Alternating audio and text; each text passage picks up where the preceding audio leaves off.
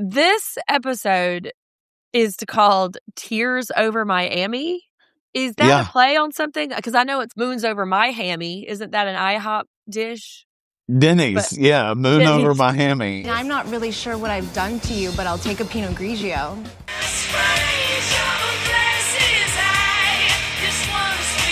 It's a 1941 movie, Moon Over Miami. Oh, okay. All right. Well, because I was doing a movie adventure a few years ago, I watched it. It's from like 41 or 42. Your boy Don Amici is in it. Betty Grable. I think Betty Grable is the headliner there. I think of those two, I'm more likely to have name recognition for Betty Grable. I think there's ask your great grandparents.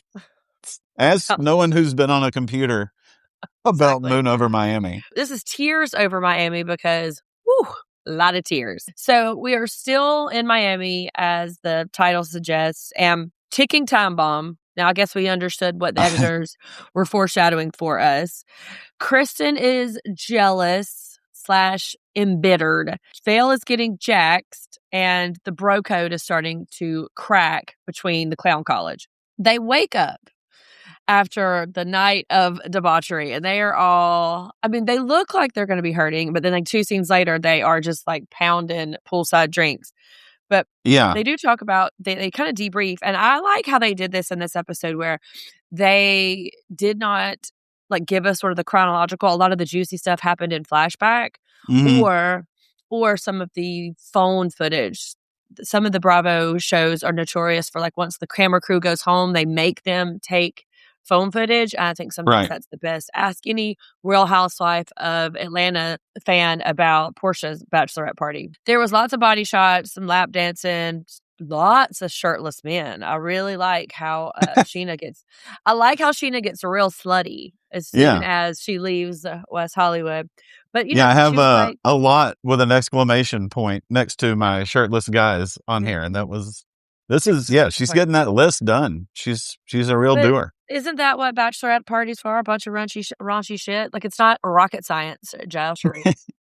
Yeah, and I would love to see like the scramble, like 10 minutes before, like, hey, we're about to start shooting. We need to get you guys in bed. Like the quick makeup adjustment. I know they're young and they look great, but there is some makeup going on. I would love to see. There's no way you're leaving that club like that. No, I was going to say, I have a theory that they slept in their makeup, because I have a note about that later. All of them are waking up. They just slept in it because the youth. That would be a thing. Like sometimes I'll see Nolan in the morning and her makeup will still be on. I'm like, oh, dang, you get to do makeup. She's like, it's from last night. That's youth. Right now, I could be arm severed and not go to bed with my makeup on because I'm so scared about preserving what's left of my collagen. But like them 20-somethings, they don't give a shit. But when we pick up with Kristen and DJ James Kennedy, I think she's drinking a beer. I have cans in the bed. I love it, man. Like, get yourself a Bud Light going first thing. Get your little beach koozie. I love That's what to do. And then he reports back what happened last night. Like they weren't texting the whole time at the table when he was telling them what was going down. And then whenever James says the thing about Jax threatening Tom with Miami, a smile breaks out on this woman's face that I have not seen in many episodes. Like teeth and all, she is grinning. Yeah. Anything comes up about, the potential of Miami Girl from James. There's no way James has anything in his life. This is no fault of his own, by the way, that he can tell Kristen that has anywhere the importance of like, hey, Tom brought up Miami last night. Whatever big in his life is going on just pales in comparison to a smidgen of truth about Miami from her. And maybe it is my Southern raising where, saving face is very important. We are not out here clawing after a man in public. As I've said many times, we're saving those tears for our pillow.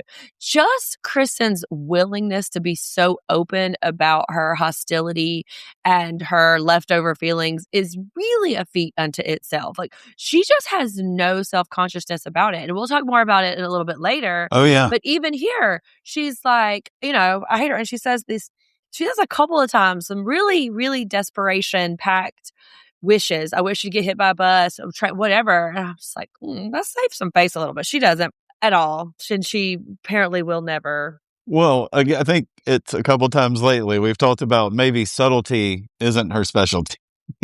I mean, for sure, obviously, not even self-preservation. When we go to the clown college room, they are all hurting. And so Jax has a tell. I have sort of picked up in the last few episodes since Stassi, whenever something he knows is incriminating or he knows he's done something, he always wakes up, he's like, "Ooh, oh, what happened last night?" That is an immediate tell that he is trying to imbue some sort of plausible deniability, that if he doesn't remember what he did, that he can't be accountable for it. And because he's done it, this is about the third or fourth time that he has established this pattern here. And the getting blackout drunk on top of it. Right. There's Right. some of that. I'm more worried about what There- the smell is. He's wondering about what's that I mean, smell first thing. Like, I don't want if to I know. had to guess from the montage, it is day old tequila leaking out of his pores and stripper glitter, because Yeah. we see them, which the boys had a real good time. There's pole dancing, they're spraying champagne, some strippers, there's some like female queer baiting. And we do Mhm. understand that Jax did not sleep with Vale. So her resolve is holding strong, Jeff. Yeah. Sort of. At this And then point, we see, she still acts like she's mildly entertaining it. When her and Katie wake up together, oh, yeah. and she calls him a lovable idiot. She's got it half right. But I do like how Katie is sort of judicious in her warning. She doesn't come full on about it. She's, Vale, he just might be someone you should be careful around. Like, Yeah. she doesn't go full scorched earth like she could. She could just be naming off all of these stories that he's done, all of these disgusting things. And she doesn't. She's real judicious about it. And Vale has a theory about how to handle Jax. Did you write this down about what she's doing? The only quote I had was that she was good to go on Katie's warnings, to kind of shut that down. But no, please. Well, you flirt with danger. You don't sleep with danger. And Okay. I would like to disagree with that. You Yeah. absolutely don't flirt with danger. You just fuck danger and put it away and then keep flirting with the safe things, right? Because that's a blurry line right there. Yeah, Especially with a fair bunch enough. of tequila in South Beach. That can really be a thin line. But I've got a little worried for Vale when she's like, yeah, good to go with all the warnings. I was like, Yeah, you I seem heard pretty it. sure. Yeah, I mean, Katie could just hand her a Blu-ray DVD, a 2014 DVD of Vanderpump Rules Season 2, and why don't you just scroll through Right. real quick? Well, that's an interesting because the past moment, because she couldn't go back and watch. Like if anybody joins a reality show nowadays in the third season, they have the luxury of going back and watching all of the seasons to kind of get a sense of it. But then you didn't have streaming services that were like this. So that's a really good point, that she has to take everybody's just word for it. She can't see for herself. They had DVDs of seasons, and they had Bravo would do all day marathons of these shows also. Yeah, for sure. It is out there. It's not, Well, you would have to work a little bit harder than you would today, right? Like she would have to go rent the DVDs, or she would have to, sit in front of the TV all day. It was just more labor intensive than it was now. Yeah. That could have been one of my because of the past. I forgot though. But so then we're talking about Ariana. Well, Ariana is talking about Kristen trying to ruin her trip. And I know that I've been a little sus about it. And up until probably about halfway through this episode, I was still kind of saying, Ariana, like just chill the fuck out. You're being a little too sensitive. And the editors seem to be on Kristen's side, because when Ariana is complaining about Kristen trying to ruin her trip and she's talking about the dirty looks and the eye rolls, we get a flashback, not of the eye rolls and dirty looks, but we get a flashback of Ariana complaining about the eye rolls and stuff. And so I think at this point, they're still trying to kind of make it seem like Ariana's overreacting. Yeah, I mean, she's being just honest about it. She's not making a huge deal about it. She's being very on the level. Like, this is what's happening. It is hurting my feelings. I'm not going to let it ruin my trip. Sure, Sheena is all unicorns and penis straws, and for me, it's different. But I do think, she's keeping her resolve and all that. Like, she knows everyone else is seeing, because Kristen is nonstop about it. I mean, we will see it again and again and again. She is just steady with it, Yeah, she's full on, and we'll get some more of that in a little while. But it's popping back and forth between like the boys and the girls. different scenes and stuff. And they go back to clown college, and Schwartz is like, damn, why am I at the bed with my girlfriend? Jack's like, oh, it's not like y'all are having sex anyway. But he reveals that, his recent infidelity, as he suggested, has brought them closer, and they are spending a lot of time together, and they are having more sex. And this is really driving Stassi crazy. And Vanderpump Rules, the show, or like the production, has turned on Stassi Schroeder. They are not on her side. I think it's hard to be, but I think they're still giving her lots of air, though. I mean, she is getting that. Maybe, but it's never flattering. And we'll get to her bratty moment with LVP later. But Schwartz talks about how the more time him and Katie spend together, the angrier Stassi gets. And that is really telling about Stassi's like general situation, like how she's moving, that she needs everybody to be hers all the time. And Schwartz is like, well, maybe that relationship's not worth having. And that might be a little bit of a foreshadowing for later, or, he's in the future talking about what's already happened. Mm-hmm. The saddest thing is that Katie's been texting Stassi and she won't answer. Yeah. You got about two texts, maybe 3 texts before, over a course of a few days, that I'm going to text you, because I am never going to chase somebody. Listen, I don't chase pussy, okay? Pussy chases me. So I am not trying. I am not trying to beg somebody to pay attention to me. I'm not going to do it. And Katie is pitiful about it. Yes, I'm excited for your new side podcast where you tell us your adventures about that. Yeah. Well, as a married lady, it's less and less. No, she is concerned about the Stassi situation, and it's horrible. Like, she just went to go be with some friends, so you think like she can't make that big of a deal about it, and then we'll see what Stassi has to say about it. In Stassi's confessional, which kind of happens in and around here, after we learn that she has no air conditioning, and I'm like, well, it's a good thing you live in friggin' LA, because you'd be dead on the ground if you were here in the summer with no air. But she talks about she's so betrayed because she believed Katie and her were a team. And that is a very strange way to perceive a friendship, because when you perceive yourself as a team, then there is obviously some competition, or there's some sort of adversarial thing that you have to get on the other side of. It's her and Katie versus what? Just the entire world? Just humanity? What is she perceiving that her and Katie are fighting against here? This is week 3 or 4 of this, at least, where she's like, my side, my team. You follow, like, she's been saying this follow me thing for a while. Lisa comments on it later in this episode. It's all like this team inside. Again, A, you don't work here anymore. B, you left for a while. You removed yourself physically from our lives. C, you have an imaginary boyfriend. D, you can't seem to get over the thing that no one can really put their finger on. So it's very confusing, and you just want people to follow. It's not even like you want them to follow, look, me and this person had a disagreement. You think that they should have acted this way. There's been plenty of that among these friends. This is just a blind, like, whatever I say goes. This is my girls' clubhouse. No boys allowed. Come on, play with me. This is the way we're going to play. Otherwise, you get out of here, or I'm taking my toys and going home, wherever we are, like, just being a real brat. And you're saying it's so arbitrary what she wants, what the rules are, that they kind of, the goalpost changes here and there, and it's kind of exhausting. I don't want to get out of this particular moment in the show without commenting on the joy of seeing Jax get slapped in the face by a rubber dick. I recorded it, and I will be making some content, so everyone stay tuned. That was joyous. Chef's kiss. Now the juicy part. Speaking of Jax and a rubber dick. Oh. The juicy part gets underway. John arrives, shrouded in mystery and chatter. I don't want to get past the Stassi part because I'm so disappointed in my girl Christina.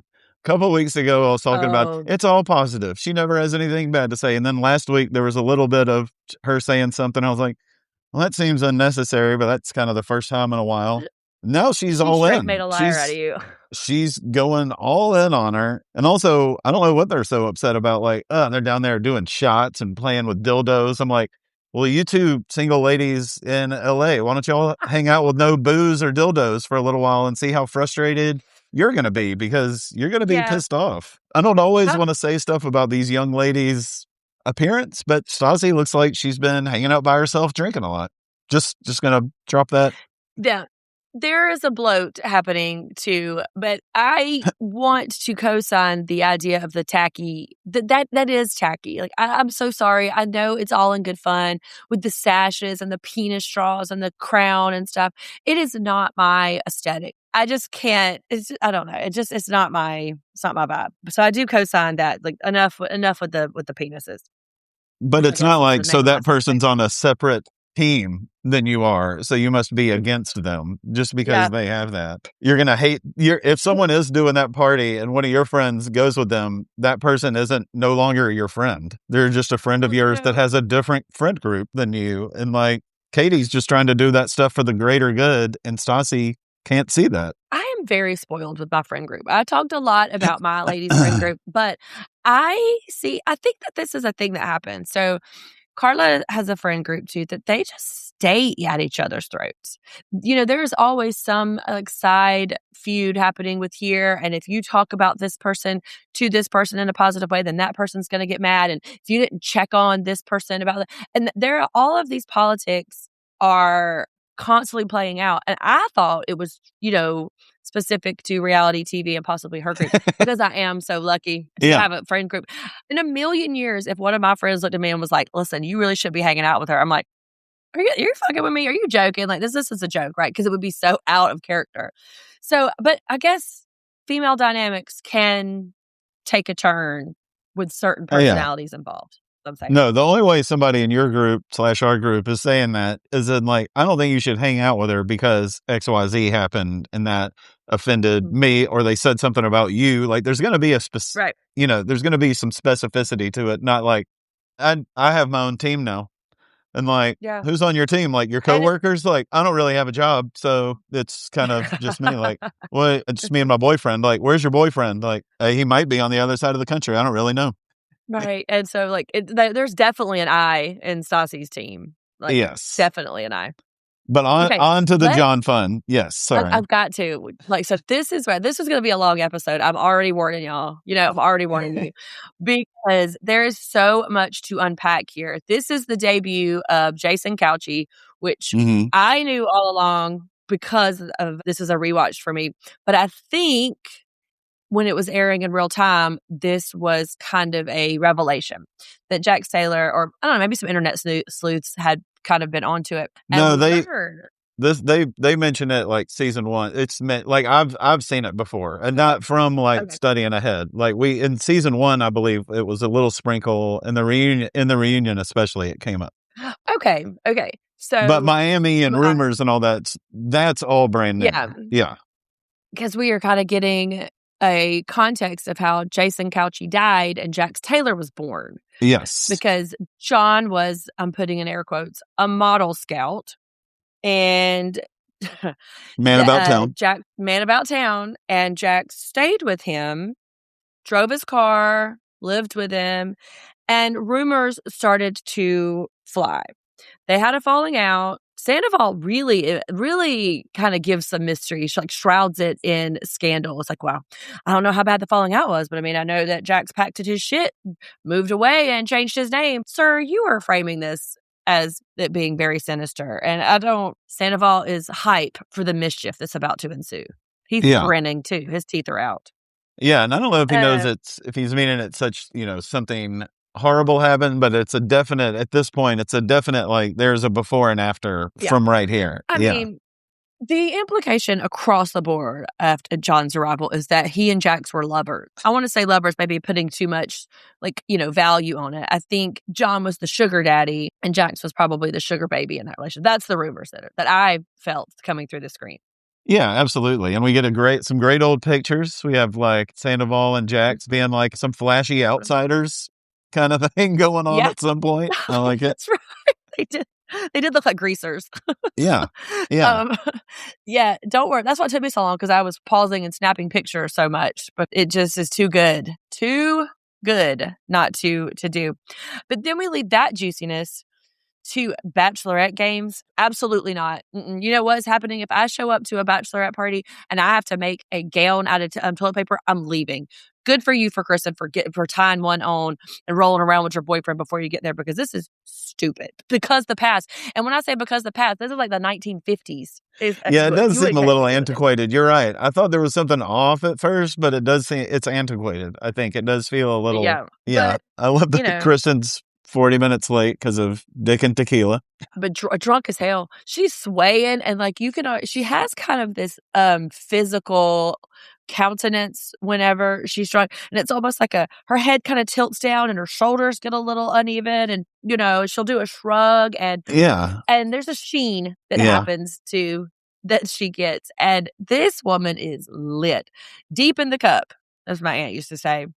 She's getting a This little louder is with it, starting to talk her normal shit, but like yeah, doing where you're like, you think she can hear me now? Like, yeah. yeah, you're Kristen. Everyone can hear you. We're well aware. Yeah, and it's a challenge. She's challenging Ariana to hear her or to like come back at her because she wanted to have a fight. There's like all these like snide comments about her dick bouquets, and like she's gonna throw rice at her and stuff. And it just is. It's starting to become not the good kind of conflict level. It's Yes. embarrassing for her. Like, I'm not laughing with her at this point. I'm laughing at her. And really and truly, I'm just watching through my hands because I'm like, oh, girl, don't do that. Yeah, very No, much not so. I don't, that. and I feel like everyone in the room is feeling like that also. Even especially the people that aren't our people, are kind of looking at this like, why is she saying this stuff? This is weird. And that woman's right there. Why is she saying that stuff about her? And then like, thank God, sure, we got to see the dresses. I'm so happy we did not see the cucumber Well, dick, whatever that was going to be. And Kristen's like, I are you took sure you trust champagne and me and her in the same room and a knife? Like, so made it worth it. This picture that I took of Sheena, where she had to pose at the end of her made up runway with the dick in her mouth, worth it. Ariana, yeah. there's the dick bouquet. Of course, I'll put these on Instagram so you guys can see. But that now, the dick carving. I have never been to a bachelorette party where you had to carve a dick out of a cucumber. And I've been to many, many bridal showers. Many. No, and I'm many so happy we were spared bachelorette this parties. one. So then pop to poolside where everybody, and Shay gets a slow clap entrance. Yeah. Yeah. Why? And he said the most consecutive lines in this scene that he has said ever. He said 1, 2, 3, 4, 5. 5 lines in a row. Oh, I think you have. No, I have 5. I have 5. Okay. Yeah. He did say something later too. So I think total I think we're at 6 or 7 total for the whole show. But I think the slow clap is because this is one of the few moments where we realize this party is for him. He is one of the people that is the stars of the party. It gets a little lost in the shuffle of the televised program we're watching and talking about. But yeah, Shay is a big part of the reason we're here. So for him to join everyone late and get a slow clap, that does make sense. Seems like he better get used to being second fiddle in all things, being married to Sheena, because Sheena is never going to be outshone by anything ever. I mean, her wedding invitation had fucking glitter. Yeah, but he's like 15th fiddle on this one. And like, I think Ariana's brother is right below him. Like, I mean, he's way down there. Yeah. He's practically anonymous. So, yeah, I mean, we heard more from Christina Kelly. So then they're in the pool, and Jax, I think he thought his like sob story or him being kind of like self-deprecating was a strategy that worked because of the other night. Remember how he was kind of telling her about, oh, I've got my demons. Right. So he's kind of trying to double down on this strategy where he talks about he hasn't had sex all weekend. And Vale does not take it lighthearted. She says, hey, do you ever think that you might be like a sex addict? And they make a joke of that. It's like, hi, nice to meet you. And you can see the ick starting to creep, right? And she says this thing that is so insightful, that if he really does have a sex addiction, that his partners are just a drug and they're not a person at all. And of course, I understand what addiction is, but putting it in the frame of a sex addiction and being this is so insightful. I thought it was really smart. That Princeton learning is really coming in handy. Oh, did she go to, I didn't know, I was unaware she went to an Ivy League school. I hadn't heard. Yeah. I mean, she's been very subtle about it. Yeah, this really cools her off, which is great. And she also, like, you see the people that it's so normalized for our group, for our dummies, like, yeah, he has a sex addiction and da-da-da. And she's like, oh, sorry, guys. Like, sorry, that's not, we all don't talk about people's active sex addictions in our Yeah. friend circles. Like, yeah, I had a follow-up question about sex addiction here with this group. Like, my bad. Yeah. I was not privy to She was that. like, yeah, I'm new here, I guess. Like, my bad for taking addiction seriously. Duh. Yeah. Which the last 3 days, I think, could be evidence that nobody in this group takes addiction seriously in any way. They take it more as like a challenge. I like You that know? she's taking it seriously, though, and Sheena's more like, I'm surprised he's not doing porn right now. Like, those are two different takes. See right there? Sheena and Vale have two different takes on that. Yeah. And then we go back to Sir and we see some of the folks like waiting tables. Imagine how disappointed the customers are that weekend when the A team is away. They think they're going to come in there and they're going to get served by Jax Taylor. Or they're going to see Kristen Doty. They're getting straight B team. They get Peter. But yeah, I mean, I can see people driving over to Sir, and then like looking through your 2014 Instagram, like South Beach. Like, I just started following this crew, and they're in Miami. Like, we're on the way over to West Hollywood right now. No, I was like, I wanted to meet Jax Taylor. You get to see Stassi, though. And it has the air of, I don't know if you had to do this, and I've told Nolan to quit doing this, but as a grown-up, when you start confessing like the things that you did as a teenager to your parents, that it has that air. And how she walks her around and kind of tells her secrets, and it just smacks of teenage antics. And she's so proud of it that it just, I don't know, it does not reflect a maturity in the way that I think she wants to portray herself. No, and she's so overly defiant about how she would never put a black dress on again and work there. There's nothing that could be done to make her do that. It's, as we've seen in this show a little bit, the more certain somebody is about something, I'm like, I think you will either want to do that or you're going to end up doing that again. Like, she's so adamant for no reason. I mean, Lisa kind of asked her like, hey, maybe there's an open spot for you. But then she's also like, we're not stretched that thin. Like, where we actually need Stassi back in with her plate full of problems. Yeah, I loved that. But yeah, and she's going around like she's kind of bragging about it, and Lisa just finds it sad. That's your legacy, like hiding booze. Yeah, and because like, what has she replaced it with? That's the sad part. She's so proud of not having this thing in her life or not doing this, but there is nothing in its place to be super, super over the top proud about. So I think this season has to be like her downfall. Season 4 has to be a comeback for Stassi, because she stayed on the show for a pretty long time and she was always kind of a standout favorite. But she's really taken a knee on this particular season, because she hasn't getting as much airtime either. Back to Miami when they're on their way to Dolce. And so the scene starts off with Kristen wanting Ariana to get hit by a bus. Cut to Ariana in the first set of tears in the titular Tears Over Miami. And she's really anxious. She hasn't eaten, but she's crying. She doesn't want to ruin it for everybody.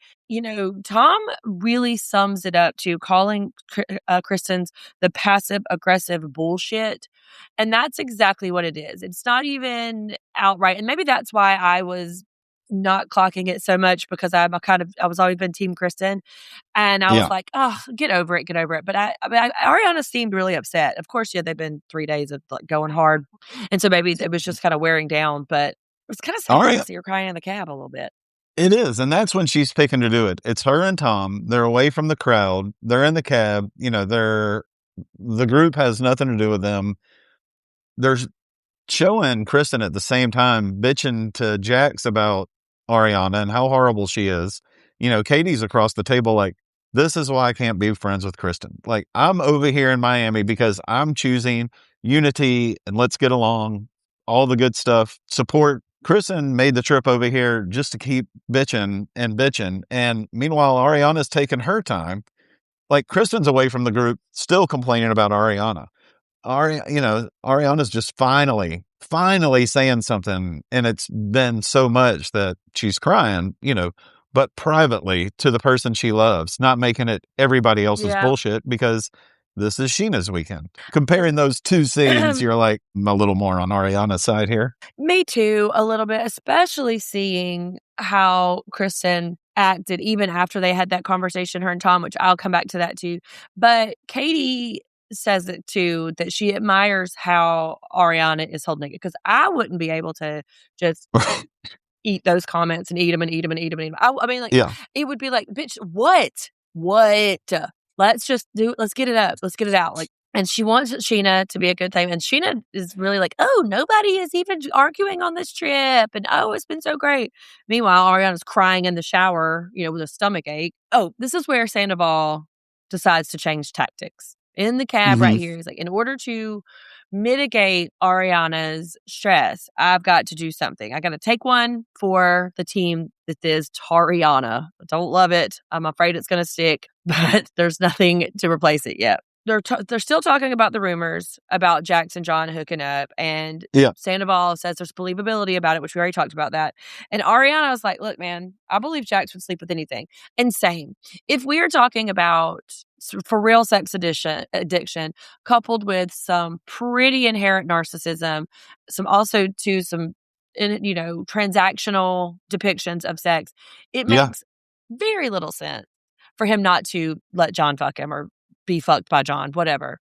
Yeah, and there's probably some substance stuff.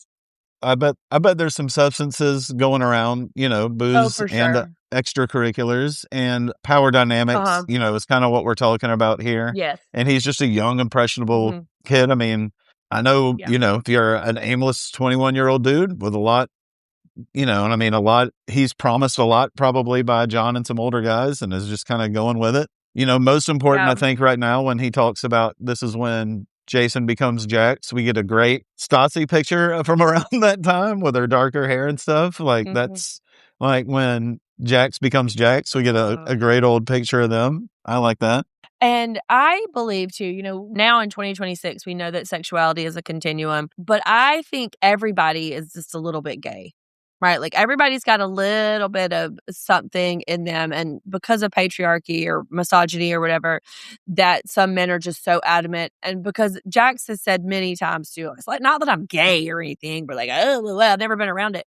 But Sheena puts a pretty fine point on it later when she talks about how he is just like the king of the homoerotic undertone. Yeah. So I think this is one of the most interesting things about him. Not that he was using the soldier man for cars and money, but the way which he may have that in him, or he is grappling with some kind of latent feelings, and maybe that has a lot to do with how he treats women. Just saying, because he's trying to squash it. But I think Tom would agree with you that it's a big spectrum thing, and I think that he is good. Like Jax would be lucky as shit if he hooked up with John. Like John's awesome. Why not?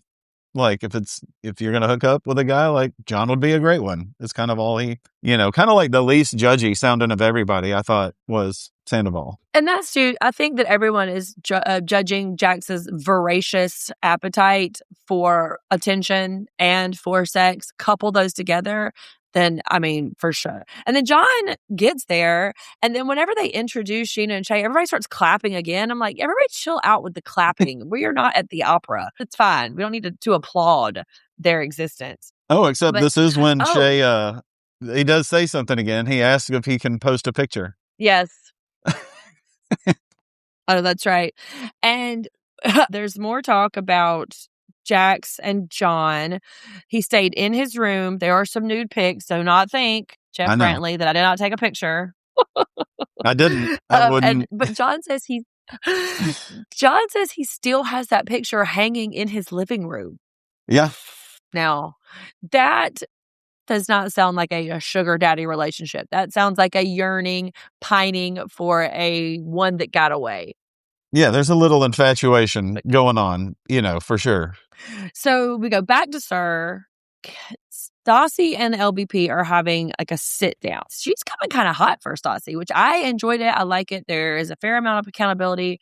Stassi's hypocrisy, Stassi's silliness about these frivolous things is ridiculous. I thought that exact same term. Yeah. And Lisa comes in quick. Like she calls bullshit on all of it. And she confronts her about all of these demands that she has on the friendships. This is where she starts to get mad. Of course, we're bouncing back and forth, but I think we could go ahead and just talk about this particular scene generally while we're here, so we don't have to bounce back and forth from it. But like, this is where Stassi gets mad. And Yes. she starts to raise her voice, and she is saying things like, "You don't even understand. You always do this." And what she accuses Lisa of doing is the exact same thing that she does. She says that you always do this. You only listen to the folks who agree with you or who do what you say. I'm like, girl, have some self-awareness. That is exactly what you're doing. You're mad at Katie for going on a trip that her boyfriend was invited to because you told her not to. You are, quote, betrayed because she disobeyed you. And she's saying that Lisa does that, and she gets real mad. Yeah, I mean, Lisa's telling her, you can disagree with people. You don't have to push them out of your lives. Like, Katie's been a really good friend to you. Like, because y'all disagree about Sheena or Miami or what other little thing, like, even if it seems big now, like, is that as big as the two of you being friends for the last 4 or 5 years? Like, y'all were best friends before you even knew who Sheena was, like, before she ever worked over here. Why are you throwing that all away for, like, what is it exactly? You know what I mean? She never really Yeah. defines it other than, like, they're mean and they disagree with me. Yeah, and they hurt me. That's a big one that she said. Yeah. They hurt me. And this is too where Lisa says that thing about followers and not friends, because this whole exchange is on the heels Stassi answering the phone and being real short with Katie, blows her off, hangs up on her, and Katie is hurt. Like, when we come Yeah. back to see Katie, she is really, really hurt. I don't know. It seems cruel because, and also the more Katie calls and the more she tries to text, and Stassi knows that Katie wants to reconcile, and so she's using it as just a way to be mean. She only answered it because Lisa was right there. Yeah, and even Kristen is watching, you know, listening to Katie at some point across the dinner table, and it's like, that's so, I mean, and this goes back another episode too. It's just like, that's so awful. Like, Kristen is saying, like, there's no reason for this person to treat you poorly. And I'm just saying, if Kristen Dowdy is like, hey, that seems a bit over the top cruel, you might, that might want to listen to that one. She's the voice of compassion, then something has gone awry somewhere. Also, I don't think that it helps Stassi's side when Lisa's like, so you mean she chose to go be with her boyfriend and she's doing what her boyfriend wanted her to do? Are you with your boyfriend at all? What's going on there? I am the one that keeps bringing it up, but I think there's something there because she does get loud and shitty to Katie over the phone after Lisa mentions the boyfriend thing. Yeah, and I want some payoff of all of this. Like, we have been kind of espousing our theories all season, and if we do not get some information about Patrick, I mean, we're not even getting, she doesn't even talk about him. It's not that we're not seeing them interact or seeing it, like, nobody's even talking about Patrick. Even Christina Kelly doesn't even ask him. And it's like, he must have been very, very against filming. He must have said, I want no fucking part of this, which seems strange to date a woman on a very popular reality show and then refuse to film and refuse to be a part of it. Like, that's just, if this was a Housewives, everybody would be coming at Stassi's throat, talk about, you need to share your life.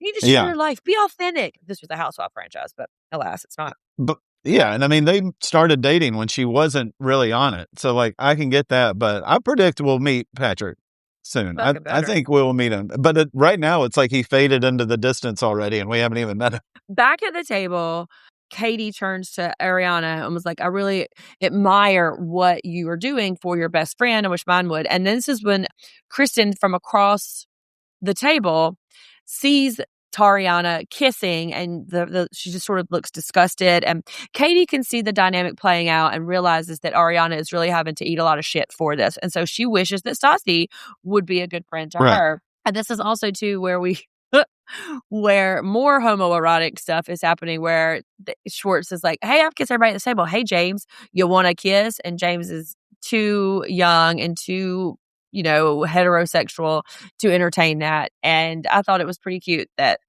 Schwartz is a kissing slut. Yeah, and blokes don't kiss boys. That's American.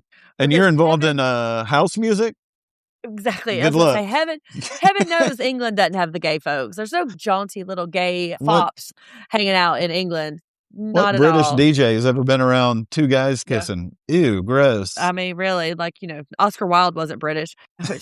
Sorry for my nerves. Ask your grandparents to rent a book from the library and then read about a person who knows about Oscar Wilde. Exactly. And then I did you really good to write down the places to go. The restaurant they were at was Joel Shea, and Yeah. now they moved the party to a second location to Rec Room. More talk about homosexuals, and Jax misses the gays. He doesn't even love the straights anymore. He misses the gays.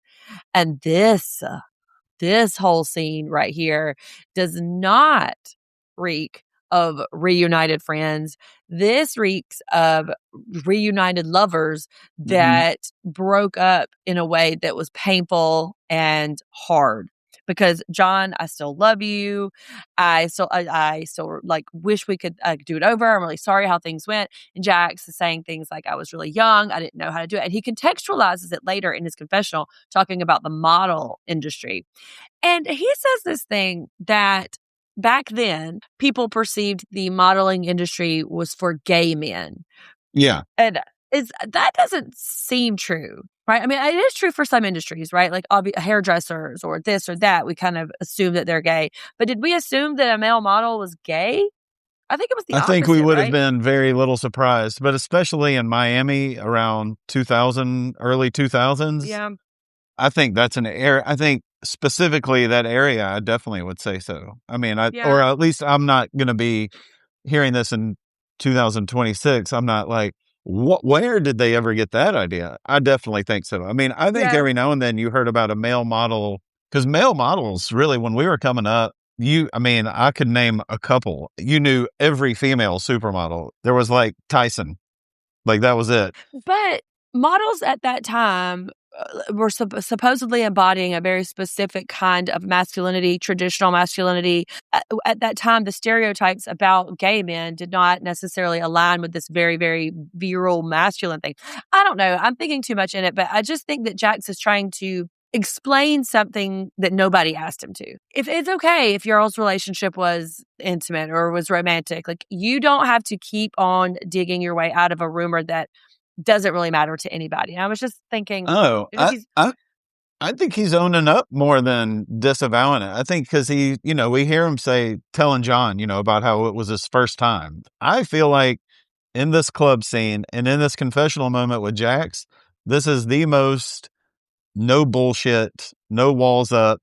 I'm telling you exactly what's on my mind, and this is how I felt about it. It I don't is, know. because he says his first time was with John. Now, I'm going to assume what that means exactly. So I think a guy coming from his middle America background, like he's talking about, that's how he, reconciled it maybe at the time, and he's now looking back on it. I think this is very earnest because, like, I think wherever he was coming from, Florida or Michigan, before he got down to South Beach, I think his world did a complete 180. He saw stuff he had never seen. He had access to things he had never had Yeah. before. All that is in a gay culture. And then he was also the object of somebody's affection as soon as all that's happening. That's a lot for a 20-year-old dude to take on when is looking for something to latch onto. Also, I bet. I mean, but as always, your take is much more generous than mine. Like you just told a coming of age story, and he's just too greasy to have anything that wholesome, I think. But it I remains to be seen. But the editors are shady as fuck too. The editors are doing something too, because like we get that little snippet of Vale saying, "What are they hiding?" and then cut to John's hand tenderly holding Jax's arm. Then they include that bit where John makes a joke about, "Yep, well, we're bringing up the rear. We're coming up the rear." And so the editors are mocking it in a way that I am, and you're being much more sincere about it, which that is one of the reasons I love you so much, because you are sweet and I'm a monster. So it works. It works out fine. I mean, I just feel like Jax is being sincere and and he's able to say he's happy with himself, even if it's just for a moment. So I appreciate that. Whatever. And I But certainly hope you don't eat those words later. But you I'm 100% just saying this monster who I have told a lot of shit about, like, actually can be sincere and real Yeah. sometimes. And I've chided him for not doing it before. So it's great to see him when I think he is being real. We'll see. And I think it does speak to his affection for John, that he was not rude to him or wasn't Right. rejecting him. I Yeah. think that speaks to his affection for him. Also, I do not want to say more about this than just saying that it happened. Sheena's public orgasm, less said, the better. Okay, sure. Thank you. I don't want to get into it. And then this is where I think one of the more famous moments of the show. Of course, I took pictures of Kristen and Sandoval crying. There's a lot of memes with this face on there, but he pulls her outside and she already is crying. And she articulates what we Sorry. have been. I'm only Trip out. laughing because when he started crying, I was like, Cindy's gonna go. Yeah, I'm looking forward to this. stuff. Okay, I have a mini. let's go. Mini I know. snapshots That's why I'm of like, I don't even know why I took notes in this part. So this one, he pulls her outside and she says out loud what the quiet part has been all along, that she still loves him. She misses him. And what his purpose for this whole situation is to dissolve any of the yucky bonds that are left or any bad feelings and to give a closure and to put a bow on it. But Kristen experiences this moment so different than he does. I mean, she is a puddle. She is like, why do you despise me? Why are you acting like this? Blah, blah, blah. And he says over and over, I just want you to be happy. I'm not doing this to you. And that's kind of the main thread. And I thought it was so beautiful when she says, oh, I fucked up. And he said, no, Kristen, we fucked up.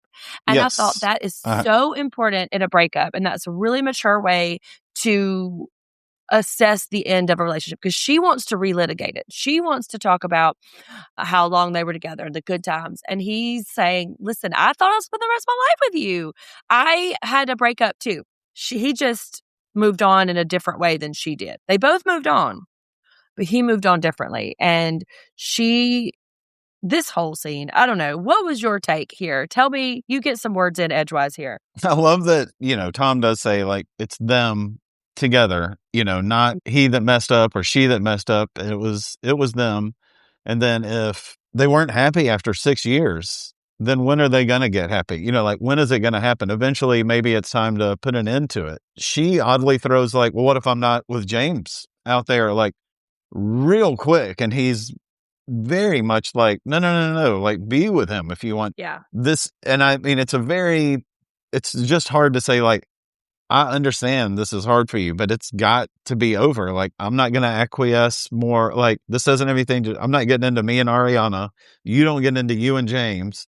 Let's discuss us and how it really wasn't a thing. And there's a reason I stepped out and there's a reason you weren't being happy. Him approaching her is kind of like taking the higher road, being the bigger man, whatever. It allows him to let himself go. And I mean, in a, big way, sobbing and everything, but I think it's just because he's being very honest for the first time. There is no guard. Like, I'm in front of Ariana, so I have to act like this. I'm in front of Schwartz, so I have to act like this. The cameras are rolling, so I need to act like this. This is his, like, obviously I was in fucking love with you. It's been 6 years. I put a lot into it. It just didn't work out in the end. And like, we're going to have to let you go. Sorry. Like, it's not necessarily, you don't need to let it weigh on you like this, but it's just not going to work out. And I don't think she left. It didn't get received, unfortunately. Exactly. This is why he didn't want to do this with her, because she perceives this as a door being left open. And in Sandoval's mind, it's slammed shut. And when she reaches up to like wipe his tears, he doesn't like physically flinch, but he does not reciprocate that motion. And when he goes to hold hands, you can tell that he doesn't want to antagonize her, but that's not what he wanted to do. And because he still sees that she's in a space where she's upset and he doesn't want to it. And they left that moment very, very differently. Yeah. Kristen's takeaway is that Tom still has feelings for her, and all she needs to do is get Ariana out of the way. Yes. He wants everybody to be cool. Hey, I'm going to try with James. I would appreciate it if you tried with Ariana. She's like, great. I also want Ariana out of the way so you and I can be together. Like, that wouldn't. Wait, no, that's not what we were doing here. That wasn't what I said. Are we in English? This is in English? They call like this tacit truce. And then seconds later, we see Kristen's confessional where she says those things. And she sends him inside because she needs to gather herself, but she's plotting. Also, I want to say that Tom Sandoval's pants are an absolute crime. Oh, those floral print? Yeah. I know you're in Miami, but behave yourself, sir. I was like, why is he wearing those old jams? So then I was like, oh, those are pants. He's got pants. Those are long pants. Those are britches Jams. he's got there. Yeah, ask your parents about what jams are. Because they won't even know. This is the bit, too, where Sheena talks about, right after this, where Sheena says that not only does Jax have homoerotic undertones, he has homoerotic overtones. Yeah. And there's that little montage of him doing a lot of just like bro-y kind of pantomiming and blah, blah, blah, blah, you know. And Let's get a screenshot of that. I'll be cutting that out. But this is, and too, so the next morning they wake up and she wait. I love John's last comment of it all. Like, oh, I thought that was food, and John's like, it's not cotton candy, honey. I just love, I'm like, I need to figure out how to incorporate that into my life. That's just a good phrase right there. Like, it's not cotton candy, honey.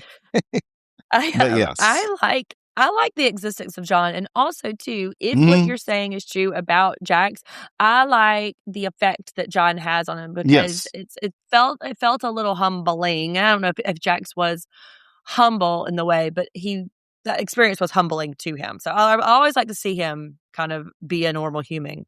Yes.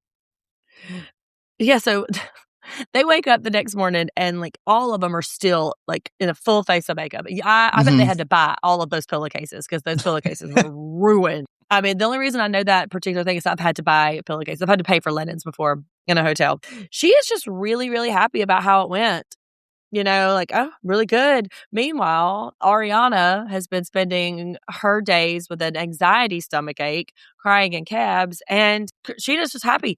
She's happy that it went that way, and the only reason it went that way is because Stassi wasn't there. I was like, oh, yeah, more digs on Stassi for sure. And then Sheena has a kind of couple snide things about the Jax and John thing still. I don't know. It just didn't hit me like, boy, everyone in this group should have an opinion on this. And like, can you imagine if that guy like hooked up with another dude? I mean, who cares? You'd say that about any of them. I'm not saying this because it's Jax. I mean, like, absolutely, like, Kristen had a fling with an older woman 10 years ago. Like, all right.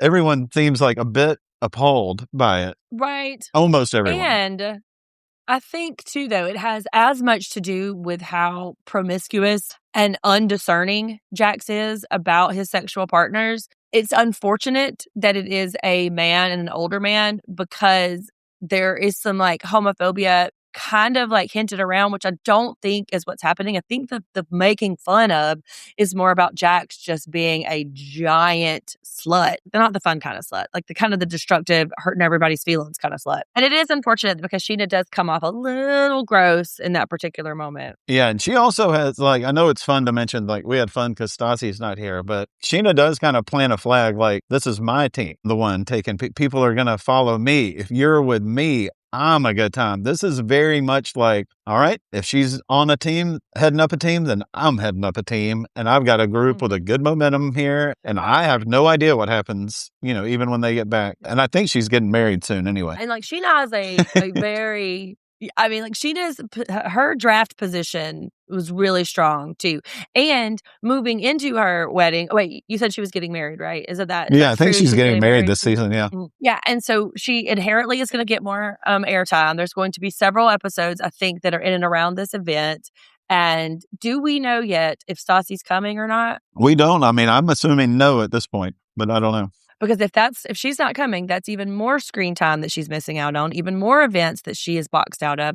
And so her position is really, really slipping here. Either way, we're going back home and I'm excited to. We've been in San Diego. We've been over here in Miami. Like, get me back home I'm a little homesick. I need to get home for a little while. Yeah. Well, Kristen's still drunk when they're up getting packed away. And we get speaking still of singly home, focused. We get return of the home wrecking whore phrase. That was Stassi trotted that out many times about one or two of the other characters. And so Kristen's bringing it back, it's a home wrecking whore. And whatever tacit truce that they came to on that patio the night before is over. And I feel a little sorry for how unsuspecting Tom probably is about this. He thinks he did a good thing and that he finally put it to bed.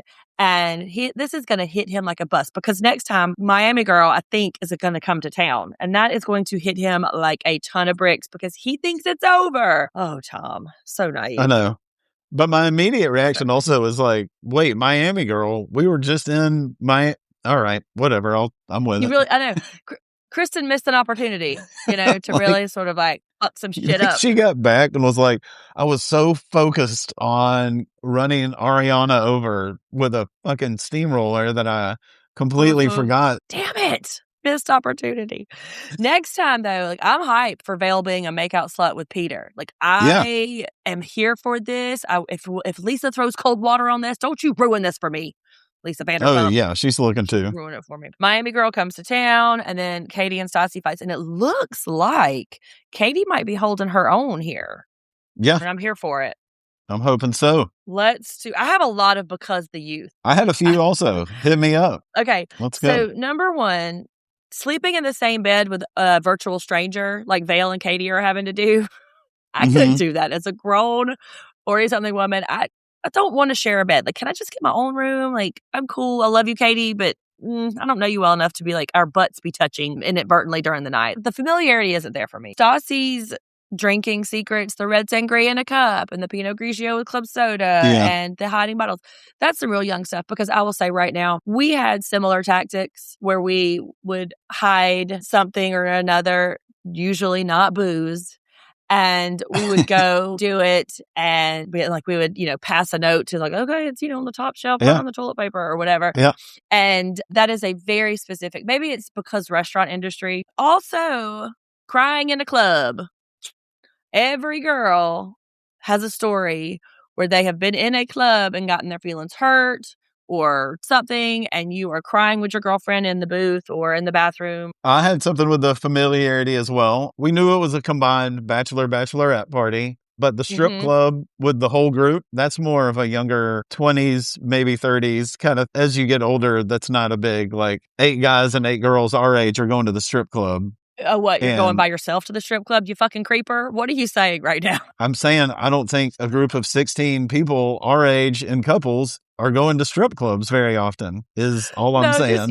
Just you with your ones, just sitting there singularly hanging out at the strip club. I don't know how we made this jump, but let's go. Please entertain us with whatever you're picturing because it looks hilarious.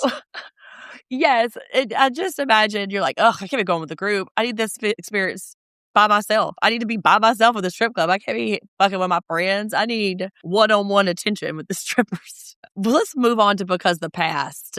Because I didn't have a whole ton of these either, though. I had a few. All right, we start off when they're in the bed, like Sheena and Ariana, and Ariana's like, I need like coffee and an IV drip. IV drips for a bachelorette party back then that was a joke. Now you have IV drips for everything. People get whole rooms filled up with them. People do that on the regs for bachelor and bachelor, especially like if you're traveling across the country. That's exactly right. That's good. That's smart. Tom and Ariana get into a cab. He has to be like, we're going to 57 West whatever street, like like they know where you're going when they pick you up. Tom's in the moment, his confessional outfit with his suspenders and his, real Tom's like that's such a bartender look from that era right then. And maybe it was just tailing off, but like, and with his bar tools and the suspenders, a little bit of Newsies look kind of, that was such as soon as he popped on the screen, I was like, old fashioned, please. Like I just had a visceral, like,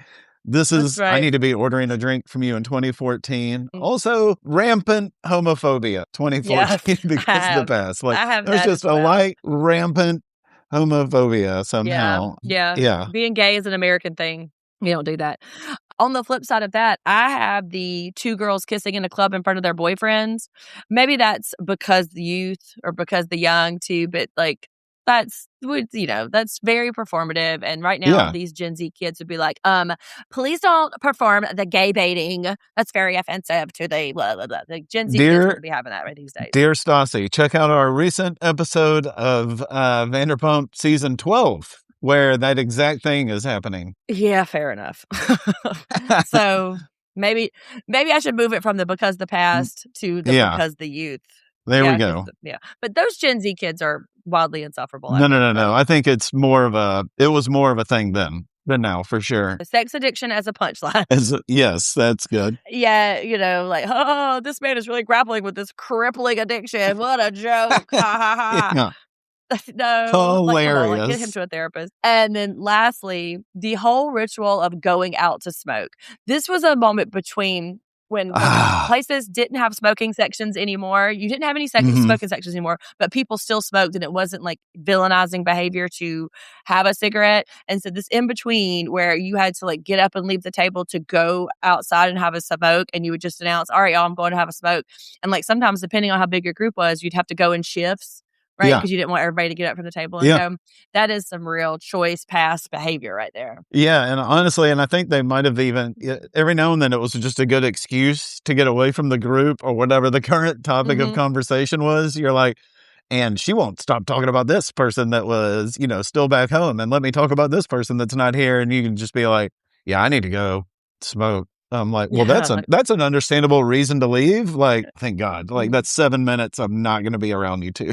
I do have one more too. I guess I did have some. I did have a lot. The whole idea of being scandalized by nudes existing of a person.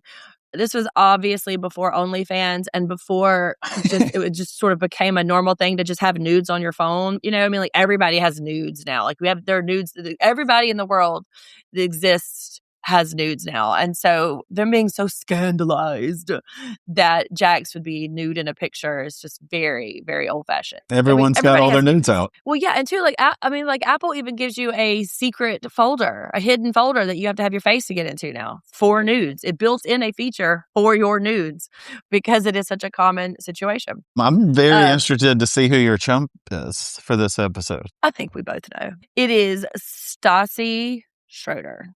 All right. And like a close second would be Ricardo for not coming and fixing the goddamn air conditioning. But no, I'm letting Ricardo off the hook. You know how many times she's called him about some real tiny stuff around the apartment? This is the 954th time Ricardo's been called. She's been in this apartment 6 weeks. Ricardo's like, put some ice in your glass. I'll be over there. Yeah, don't wear so much makeup, bitch. A familiarity of where Ricardo's like, you had me for a minute, you flirted with me a little, you were cute. Now I'm over it. I'll be over there next Wednesday. Peace. But my chump is definitely Stassi. She is so unreasonable. Her behavior is rooted in complete lunacy. There is no logical reason for her to be mad at Sheena or Katie. Now, Kristen, different story. That is an actual thing that happened. She literally fucked her boyfriend. She is softer about Jax than she is Sheena and Katie now. And there's just no reason for it. It makes it hard to watch scenes that she's in because my growing detest of her immaturity gets in the way of me enjoying anything. Even if she's fun and being cute, or I can't enjoy it because she's just so mean. And I don't know, like the Regina George bit is over, and that's not what we're doing in 2014. Get yourself together. Yeah, no, it seems very old. And really the same reasons I'll take Kristen on this one, because it's the same old thing. You're just rehashing this stuff you're pissed off about. I know it. And then add a chance when you have somebody do the reaching across the aisle to you and being like, we're in this together. It's not you that has to be so alienated and pissed off. Let's just agree that things didn't work out. She goes, should push her off a cliff. Like that, you missed it by such a huge mark. Well, it just occurred to me too, though, or maybe not, but if she were to forgive Tom and be able to move on, then she wouldn't be able to be engaged with him. Yeah, I know. She wouldn't be able to still have these feelings that are happening, or still wouldn't be able to revisit it. And so this is keeping her connected to him in some way. So letting it go is kind of like throwing up the white flag and saying, okay, well, you know what? I don't get to have any feelings about him anymore. And that's even sadder. Sad. I know. You can't mature and this much since the breakup. You can't mature at all. She hadn't grown. She's been through all this and hasn't grown the slightest. So I hate it. And James tries to say that she's not like this when they're not around, that only seeing them triggers these things. But I don't believe that. No. And I mean, honestly, for comments like that, James can almost be a chump on this episode. Like, I know he's putting up with a lot also, but simp. like, yeah, dude, come on. Yeah, he's a simp. Who'd you have for LVP? Jax Taylor. I don't know if this is the first time I've had it or not. It can't be too many. Episode by episode hot take. is how we do this, right? Episode by This episode. is a hot take. So for this 44 minutes of screen time, even though he was kind of jokey about it and a little light, he did bring up his sex addiction to Vale and all. Maybe they were making light of it a little bit, but he is being open. He's being nervous. He's in the pool. Is this step one? They talk about the past. Step one of him admitting a problem? Yes. Yeah, that's what he's doing step one of one of his problems. The stuff comes up the past and he gives his side of it in what I think was a real, honest and authentic way. Doesn't make it too big of a deal. Isn't like, okay, let's all discuss what's going on here. Like there is no like, okay, I admitted to that. Now let's get fucked up and make bad decisions. There's just, this is how it is. I liked it. It was just, I thought it was how I'm bitching about Kristen and zero emotional maturity since the breakup. Jax, looking back, watching him, looking back on him, looking back, it looks like, okay, this is what I'm coming to grips with happened a few years ago, and this is why, and this is how I feel about it now, and how I treat women currently isn't on this episode, so we don't need to discuss it, but, he was open, and I liked it. I don't want to continue to sort of make assumptions about his sexuality, but I think it's a really interesting comparison how he interacted with John, which John is my LVP, by the way. Great. He was so much more, he was so much softer with John and so much more like kind of willing to say something about his own behavior. There wasn't a lot of defensiveness. There wasn't a lot of like, deflecting. And I think that's a pretty interesting comparison to how he is whenever he's confronted with women that he has wronged in some way. But John, for the exact reason that you named Jax, I am attributing it to John that he brought this out in Jax, that he was this catalyst for us to get to see a glimmer of humanity in Jax, even if it's not sincere. I am not 100% sure that it's sincere. It still might be a way for him to keep things from coming out or whatever. But in this episode, I found John to be a really softening force for him. And I found that to be endearing. And, it doesn't take much for me to be on Jax's side. And this was one of those. This was the episode where it has happened for both of us. Yes. Well, past episodes I've gotten the ick where he was crawling in the hallway in San Diego. Yep. And there's just been some real gross stuff. So, and I'm wondering, when we see next week with Peter and Vale, I wonder how that's going to go over. I'm excited for it. I'm very excited for it. Yeah. Okay, so this is episode 10. 11. Any ideas how many this season has? Sometimes you look. 21, including the reunions and secrets revealed. So we've got 2, 1? So we've still got 12, 13, 14, 15, 16, 17, 18. 7 left of the regular season. I know how numbers work. You still have to see you next week. I mean, I gotta hit the road. 11. I may not be a numbers guy, but I could definitely count to 21. But so we're I only counted to 18, so kind of. But I'm saying 21. But we're in the middle of this one particular one. But with the season 12, we are absolutely in the home stretch.